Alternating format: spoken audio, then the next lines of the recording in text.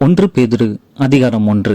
இயேசு கிறிஸ்துவின் அப்போஸ்தலனாகிய பேதுரு, பொந்து, கலாத்தியா, கபதோக்கியா, ஆசியா, பித்தினியா தேசங்களிலே சிதறி இருக்கிறவர்களில் பிதாவாகிய தேவனுடைய முன்னறிவின்படியே ஆவியானவரின் பரிசுத்தமாக்குதலினாலே கீழ்ப்படிதலுக்கும் இயேசு கிறிஸ்துவினுடைய இரத்தம் தெளிக்கப்படுதலுக்கும் தெரிந்து கொள்ளப்பட்ட பரதேசிகளுக்கு எழுதுகிறதாவது, கிருபையும் சமாதானமும் உங்களுக்கு பெருக கடவது.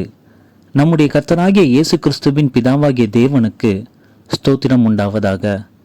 அவர் இயேசு கிறிஸ்து மரித்தோரிலிருந்து எழுந்ததினாலே அழியாததும் மாசற்றதும் வாடாததுமாகிய சுதந்திரத்திற்கு ஏதுவாக ஜீவனுள்ள நம்பிக்கை உண்டாகும்படி தமது மிகுந்த இரக்கத்தின்படியே நம்மை மறுபடியும் ஜனிப்பித்தார்.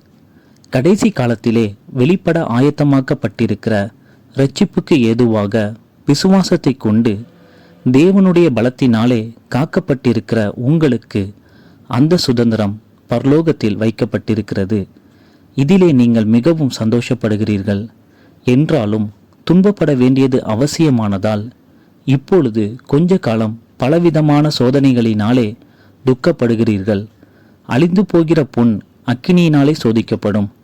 அதை பார்க்கிலும் அதிக விலையேற பெற்றதாயிருக்கிற உங்கள் விசுவாசம் சோதிக்கப்பட்டு இயேசு கிறிஸ்து வெளிப்படும் போது உங்களுக்கு புகழ்ச்சியும் கனமும் மகிமையும் உண்டாக காணப்படும்.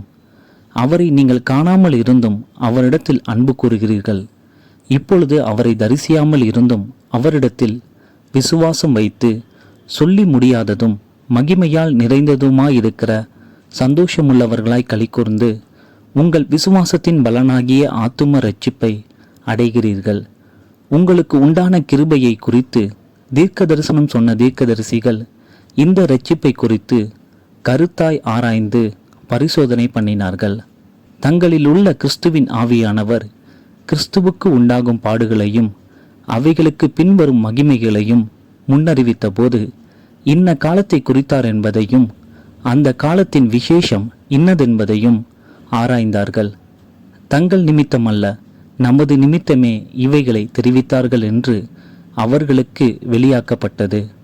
பரலோகத்தில் இருந்து அனுப்பப்பட்ட பரிசுத்த ஆவியினாலே உங்களுக்கு சுவிசேஷத்தை பிரசங்கித்தவர்களை கொண்டு இவைகள் இப்பொழுது உங்களுக்கு அறிவிக்கப்பட்டு வருகிறது. இவைகளை உற்று பார்க்க தேவ தூதரும் ஆசையாயிருக்கிறார்கள். ஆகையால் நீங்கள் உங்கள் மனதின் அறையை கட்டிக்கொண்டு தெளிந்த புத்தி உள்ளவர்களாயிருந்து இயேசு கிறிஸ்து வெளிப்படும் போது உங்களுக்கு அளிக்கப்படும் கிருபையின் மேல் பூரண நம்பிக்கை உள்ளவர்களாயிருங்கள். நீங்கள் முன்னே உங்கள் அறியாமையினாலே கொண்டிருந்த இச்சைகளின்படி இனி நடவாமல் கீழ்ப்படுகிற பிள்ளைகளாயிருந்து உங்களை அழைத்தவர் பரிசுத்தராயிருக்கிறது போல நீங்களும் உங்கள் நடக்கைகள் எல்லாவற்றிலேயும் பரிசுத்தராயிருங்கள். நான் பரிசுத்தர், ஆகையால் நீங்களும் பரிசுத்தராயிருங்கள் என்று எழுதியிருக்கிறதே. அன்றியும் பட்சபாதம் இல்லாமல் அவனவனுடைய கிரியைகளின்படி நியாயம் தீர்க்கிறவரை நீங்கள் பிதாவாக தொழுது கொண்டு வருகிறபடியால் இங்கே பரதேசிகளாய் சஞ்சரிக்கும் அளவும் பயத்துடனே நடந்து கொள்ளுங்கள். உங்கள் முன்னோர்களால் பாரம்பரியமாய் நீங்கள் அனுசரித்து வந்த வீணான நடத்தையினின்று அழிவுள்ள வஸ்துக்களாகிய வெள்ளியினாலும் பொன்னினாலும் மீட்கப்படாமல் குற்றமில்லாத மாசற்ற ஆட்டுக்குட்டியாகிய கிறிஸ்துவின் விலையேற பெற்ற இரத்தத்தினாலே மீட்கப்பட்டீர்கள் என்று அறிந்திருக்கிறீர்களே.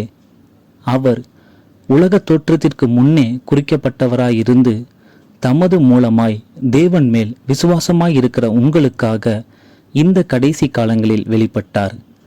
உங்கள் விசுவாசமும் நம்பிக்கையும் தேவன் மேல் இருக்கும்படி அவரை மரித்தோரிலிருந்து எழுப்பி அவருக்கு மகிமையை கொடுத்தார்.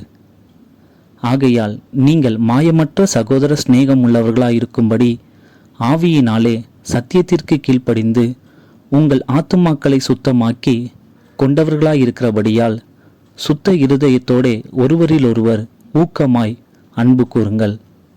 அழிவுள்ள வித்தினாலே அல்ல, என்றென்றைக்கும் நிற்கிறதும் ஜீவனுள்ளதுமான தேவ வசனமாகிய அழிவில்லாத வித்தினாலே மறுபடியும் ஜனிப்பிக்கப்பட்டீர்களே. மாம்சமெல்லாம் புல்லை போலவும் மனுஷருடைய மகிமையெல்லாம் புல்லின் பூவை போலும் இருக்கிறது. புல் உலர்ந்தது, அதன் பூவும் உதிர்ந்தது. கர்த்தருடைய வசனமோ என்றென்றைக்கும் நிலைத்திருக்கும். உங்களுக்கு சுவிசேஷமாய் அறிவிக்கப்பட்டு வருகிற வசனம் இதுவே.